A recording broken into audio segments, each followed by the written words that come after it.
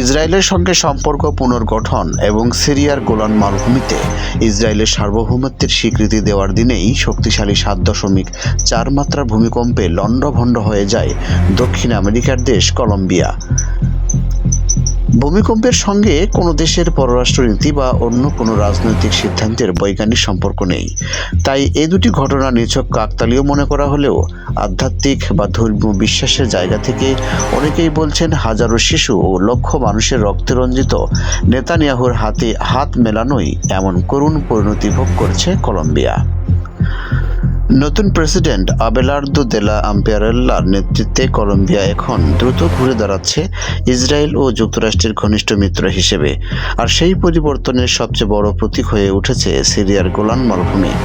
কলম্বিয়ার নতুন সরকার দায়িত্ব নেওয়ার মাত্র কয়েকদিনের মধ্যেই ঘোষণা দেয় সিরিয়ার দখলকৃত গোলান মালভূমিতে ইসরায়েলের সার্বভৌমত্ব স্বীকার করে কলম্বিয়া। যুক্তরাষ্ট্রের পর কলম্বিয়া বিশ্বের দ্বিতীয় রাষ্ট্র যারা সিরিয়ার গোলান মালভূমিকে ইসরায়েলের অংশ হিসেবে স্বীকৃতি দিল। 2019 সালে তৎকালীন মার্কিন প্রেসিডেন্ট ডোনাল্ড ট্রাম্প গোলান মালভূমির উপর ইসরায়েলের সার্বভৌমত্ব স্বীকার করে নেয়।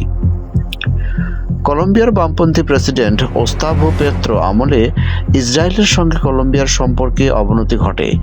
গাজায় ইসরায়েলের সামরিক অভিযানের প্রতিবাদে 2024 সালে কূটনৈতিক সম্পর্ক ছিন্ন করে বোগোতা। কিন্তু 2026 সালের নির্বাচনের পর সেই নীতিতে আমূল পরিবর্তন আসে। ডানপন্থী প্রেসিডেন্ট আবেলার্দো দেলা এসপিএল্লা ক্ষমতায় এসেই ঘোষণা দেন ইসরায়েলের সঙ্গে আবারও ঘনিষ্ঠ সম্পর্ক গড়ে তুলবে কলম্বিয়া।